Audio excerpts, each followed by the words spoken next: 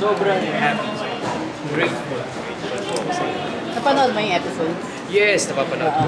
Okay, kumusta yung feedback na nakuha mo sa Instagram, sa Twitter? Sobrang masaya po yung audience. Natutuwa naman ako na at masaya sila. Yun, wala naman ako, ano ba? Wala akong masabi. Maraming salamat. Lagi akong magpapasalamat sa kanila.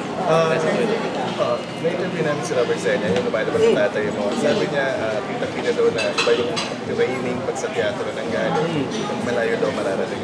Ano masasabi mo? Si Kuya Robert, fan ako ni Kuya Robert. So, grateful ako na siya yung airpods ko. Thank you, Kuya Robert.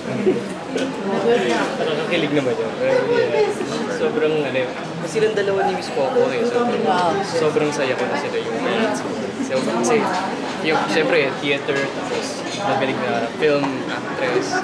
Ngayon, ako yung kailangan mag-step up ng game, mas challenge ako. So, itingin siya sa akin.